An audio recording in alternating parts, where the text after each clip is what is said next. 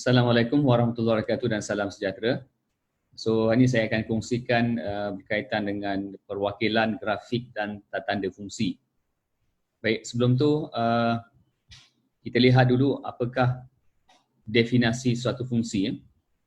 So, suatu fungsi ialah satu padanan atau pemetaan antara unsur-unsur dua set dengan keadaan setiap unsur dalam set pertama sepadan dengan satu dan hanya satu unsur dalam set kedua. So baik, di sini kita ada beberapa keyword. Kita ada padanan ataupun pemetaan. Yang ini clear cut, maksud dia kita padankan dah. Kemudian ada dua set, di mana setiap unsur dalam set pertama, itu penting, setiap unsur dalam set pertama sepadan dengan satu dan hanya satu unsur dalam set kedua. So statement yang satu dan hanya satu ini mungkin sedikit mengelirukan. Tak apa, saya akan jelaskan ini nanti dengan satu contoh. Baik, so kita pertimbangkan kalau kita ada satu set A dan set B, di mana set A tu dia punya unsur dia adalah 1, 2, 3, 4 dan set B tu unsur dia adalah 3, 6, 9, 12.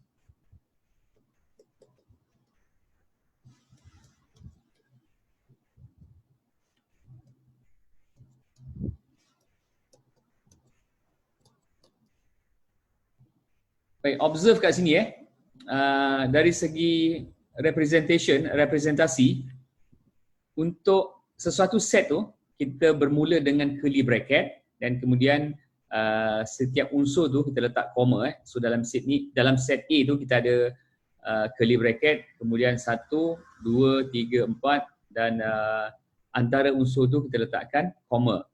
So itu adalah tanda set. Dan set B kita ada unsur dia adalah 3, 6, 9, 12. Baik, so saya akan tunjukkan fungsi hubungan di antara set A dengan set B ni sebenarnya adalah 3 kali. Ini satu contoh.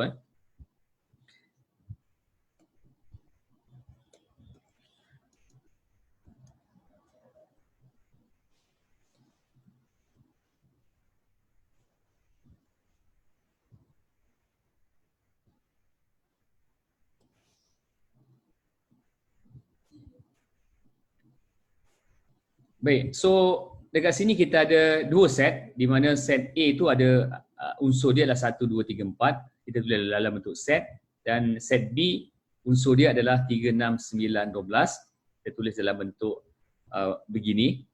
Dan hubungan di antara set A dan set B ni adalah 3 kali.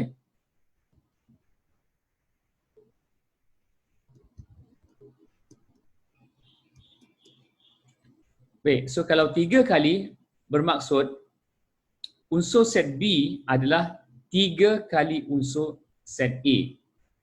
So bermaksud kalau satu tu mestilah 3 sebab 3 kali unsur set A. Maksudnya 3 kali 1 kita akan dapat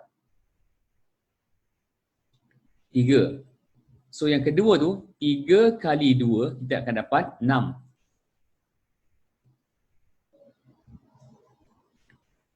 Kemudian yang ketiga tu 3 kali 3, so kita akan dapat ataupun kita padankan dengan 9.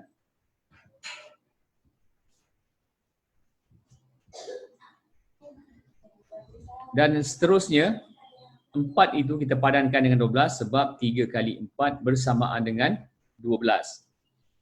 Baik, ini sebenarnya adalah satu fungsi sebab kalau kita lihat definisi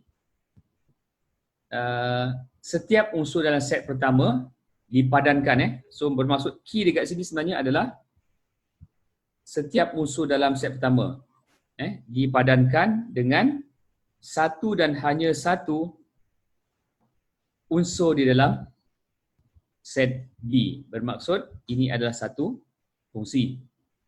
Baik, representasi ini sebenarnya adalah perwakilan dari dari segi kita namakan dia sebagai gambar rajah anak panah. So ini kita namakan dia sebagai, sebab anak panah pun ada, jadi gambar rajah anak panah lah kan.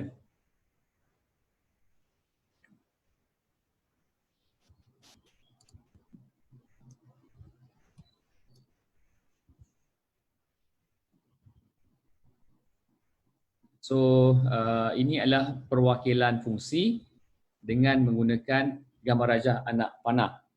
Baik, ada tak cara lain bagaimana kita nak tulis fungsi ni? Ada So cara yang kedua adalah dengan kita menggunakan set pasangan tertib. So kalau kita lihat dekat sini, set pasangan tertib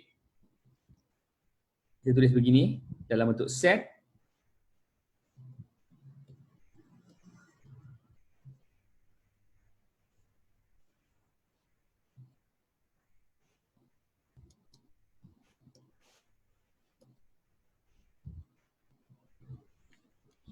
Baik, sebab dia dalam bentuk set, kita kena mestilah curly bracket. Dan satu itu kita padankan dengan 3, 2 kita padankan dengan 6, 3 kita padankan dengan 9 dan 4 kita padankan dengan 12. So ini adalah cara kedua. So cara kedua yang kita namakan sebagai set pasangan tertib. Ini adalah set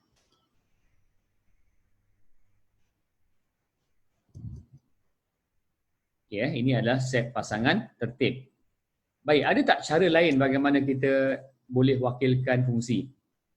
Ada satu lagi cara dengan menggunakan graf. Dengan menggunakan graf.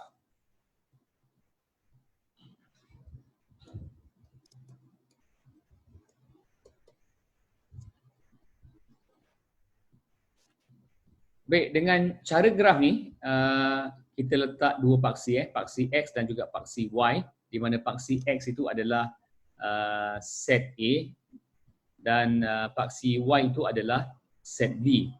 Dan seterusnya, sebenarnya kita hanya letakkan intersection ataupun padanan di antara set A dan juga set B. So dalam kes ini sebenarnya satu ataupun senang cerita ni lah satu koordinat lah 1, 3, 2, 6, 3, 9 dan juga 4, 12.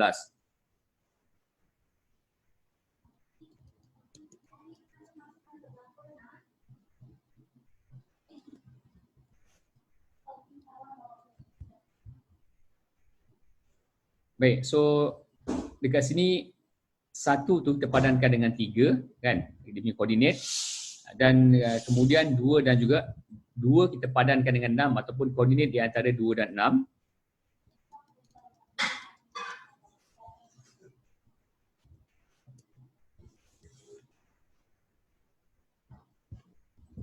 Tiga dan juga 9.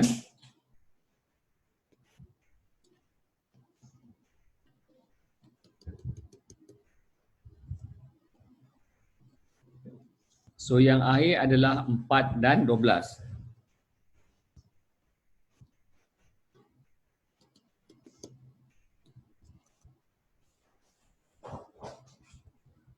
Baik, ini adalah kaedah graf. Kaedah graf. Okey, baik. So sekarang saya telah tunjukkan kat sini 3 perwakilan bagaimana kita boleh gambarkan satu fungsi. So yang pertama, kita menggunakan apa tadi? Gambar rancangan panah. So ini adalah satu gambar rancangan panah. Kemudian kita gunakan set pasangan tertib, set pasangan tertib, dan juga kita gunakan graf. So ini 3 cara bagaimana kita boleh wakilkan satu fungsi. Baik, so saya akan sambung ini kemudian. Kita akan bincangkan lagi fungsi banyak pada satu, fungsi songsangan, fungsi modulus dan juga sebagainya. Baik, sekian, saya stop dekat sini dulu. Sekian, Assalamualaikum warahmatullahi wabarakatuh dan salam sejahtera.